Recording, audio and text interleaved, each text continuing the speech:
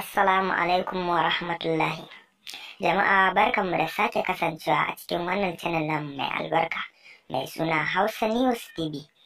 Muna roƙon barar da ku danna mana subscribe sannan ku danna alamar ƙararrawa domin da zarar mun ɗora sabon labari ku ji alert ɗin cewa mun ɗora labari.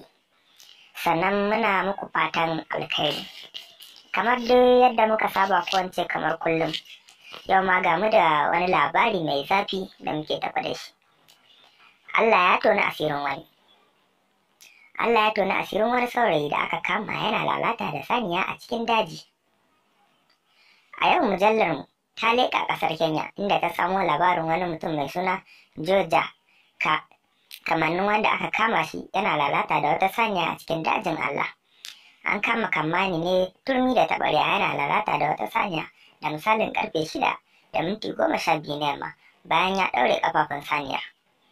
Wata mata da take wucewa ta jiyo nishin saniyar cikin dajin kuma ta lallaba domin ta gano ko me ya faru da saniyar, amma sai ta ga Kammani yana yi lalata da wannan saniyar. Sakamakon haka matar ta yi kururuwa har sauran ƙauyuka suka taru a waje kuma suka afka makanini da duka. Tuni 'yan sanda suka cece shi daga hannun fusatattun ƙauyawa suka tafi da shi caji ofis domin gudanar da bincike. Cutar coronavirus. Ƙasar Saudiya ta dakatar da zuwa umara. Hukumomin Saudi Arabia sun sanar da dakatar da zuwa umara da al'ummar musulmin duniya ke yi domin kaucewa yaɗa cutar coronavirus wadda ke ci gaba da yaɗuwa kamar wutar daji zuwa ƙasashen duniya a yanzu haka. Saudiya ta bayanar da kaduwarta yadda cutar yanzu haka ta shiga cikin wasu kasashen da ke makwabtaka da ita.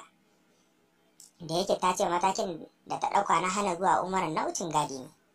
Tuni kasashen da ke yankin tekun fasha suka sanar da ɗaukar matakai sakamakon yaduwar wannan cuta wadda ta kashe mutane da dama a Iran. Saudiya na karɓar baƙin musulmai aƙalla miliyan 2.5 kowace shekara da ke zuwa aikin hajji yayin da ɗaruruwa kuma ke zuwa kowane wata domin gudanar da aikin umara. A nan ma za ku ji cewa Ganduje ya haramta almajirai yin bara a faɗin titunan jihar Kano.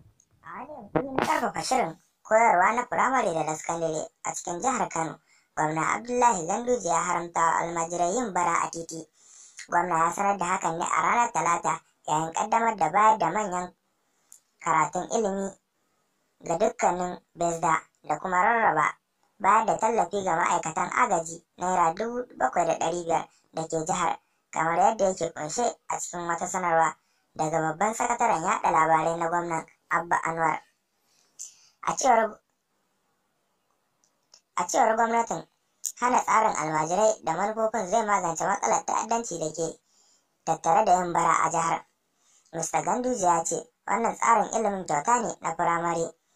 Wajibi ya tafi tare da haɗewar tsarinmu na almajirai a cikin aiwatar da manufar gaba ɗaya wadda ke nuna cewa dole ne a haɗa Ingilishi da ilimin lissafi a cikin tsarukan karatun almajirai.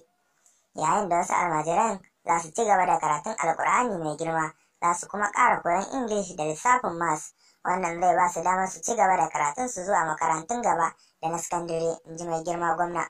Gwamna ya lura cewa za a tura malaman makaranta masu aikin sa kai guda 7,500 zuwa makarantun Islamiyya da na almajirai. Don haka makarantun almajirai za su kasance cikin tsari a ƙarƙashin sabuwar manufarmu ta ilimi.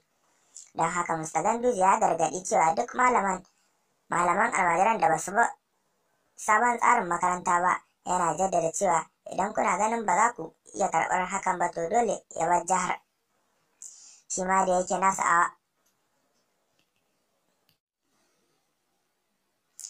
yake nasa jawabin, ministan ilimi Adamu ya yaba da ƙoƙarin gwamnatin jihar a ɓangaren ilimi, yana mai cewa abin da jihar take yi a ƙarƙashin sabuwar manufar abin koyi ne.